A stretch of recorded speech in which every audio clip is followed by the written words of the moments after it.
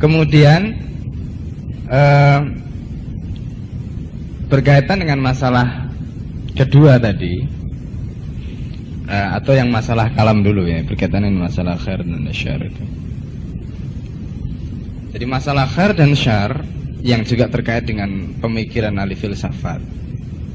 Nah, khair dan syar, dan perlu kita pahami juga cara bagaimana ahli filsafat itu mereka berpikir.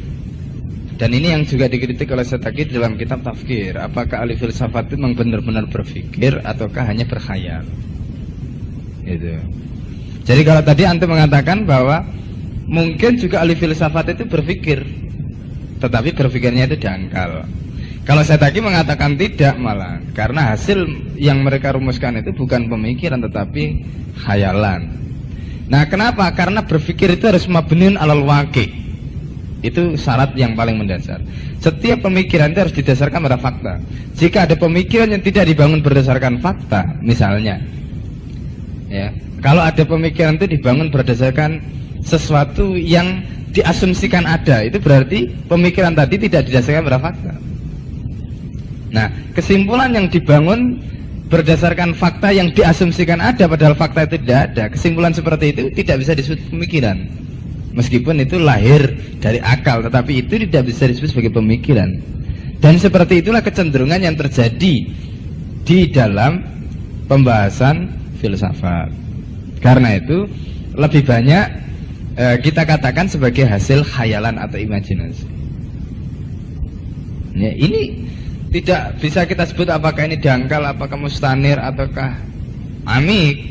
Ya, karena yang mereka pikirkan itu nggak ada faktanya. Itu fakta yang dikhayalkan atau fakta yang diimajinasikan atau fakta yang direka, nggak ada. Itu. Nah, ini terutama berkaitan dengan masalah metafisik. Nah, ini yang saya perlu jelaskan karena filsafat itu ada yang berkaitan dengan fisik dan metafisik. Nah, yang berkaitan dengan metafisik itu kebanyakannya begitu. Boleh dikatakan pemikiran yang paling dominan dalam proses berpikirnya ahli filsafat dalam konteks metafisik itu begitu. Didasarkan kepada sesuatu yang diasumsikan atau diperkirakan ada padahal tidak ada. Akhirnya muncul polemik-polemik yang sama-sama dibangun dengan cara seperti itu. Nah, ini berbeda dengan pemikiran mereka dalam masalah yang sifatnya fisik atau yang ada faktanya. Nah, itu bisa masuk dalam kategori pemikiran. Gitu, bisa. Itu pun kadang-kadang tercampur dengan pemikiran-pemikiran yang mistik. Ya. Contoh misalnya begini, angka itu kan sesuatu yang sudah jelas gitu ya. Jadi angka. Maka ketika mereka bicara angka itu mereka definisikan angka itu apa? Apakah angka itu sesuatu yang berupa substansi yang bisa dibentuk, ataukah ini dalam teori filsafat itu ada yang namanya adat dan ma'dud. Itu. Jadi kalau misalnya saya mengatakan ini satu itu bukan ininya, tapi ma'dudnya ini satu. Yang dihitung ini satu. Tapi kalau satunya itu bukan ini. Nah, itu.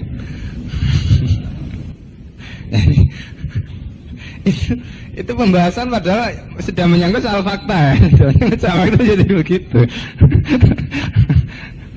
Nah, ini yang kemudian juga berpengaruh, ya. Pandangan seperti itu yang antara lain berpengaruh di dalam teorinya Abu Hanifah. Di dalam kitab Al-Fiqhul Akbarnya Abu Hanifah itu, ketika Abu Hanifah menjelaskan apakah Allah itu satunya itu adalah satu sama dengan angka ataukah satunya itu la syarikalah, maka Abu Hanifah mengatakan Allah itu adalah satu, di mana satu itu tidak diketahui dengan angka, tetapi satunya adalah syarikalah. Ini pembahasan Imam Abu Hanifah di dalam kitab Fiqhul Akbar. Ya, karena pengaruh filsafat tadi sudah ada polemik sebelumnya, satu itu angka atau bukan. Ini contoh. Ya. Padahal ini kan sudah jelas, itu sudah jelas. Kalau kita bicara soal fakta angka itu jelas. Ya, nggak perlu lagi lah dipersoalkan seperti apa bentuknya, wujudnya. Tidak perlu. Nah, ini gambaran bagaimana mereka itu berkhayal sampai seperti itu. Ya. Sehingga karena itu Setaki mengatakan dalam kitab Tafkir bahwa filsafat itu bukanlah pemikiran. Itu karena tidak didasarkan atau tidak dibangun berdasarkan fakta tadi. Yaitu faktanya begitu. Kalau toh ada yang berupa pemikiran, itu sudah campur baur gitu. Jadi sehingga akhirnya sulit dipisahkan mana haqa'iq, ya. Jadi mana yang hakiki yang ada faktanya dan mana yang merupakan abatil, ya, sesuatu yang nggak ada faktanya, yang berkaitan dengan mungkin imajinasi atau fantasi mereka. Nah, itu. Ini filsafat, jelas ya. Itu. Jadi tidak tepat jika konteks apakah itu mustanir, amik dan sebagainya tadi itu kita terapkan untuk mereka karena itu berlaku dalam kaitannya dengan pemikiran, sedangkan apa yang mereka lakukan itu sebenarnya bukan pemikiran, tidak layak disebut sebagai pemikiran. Gitu. Ya, yang terjadi adalah khayalan.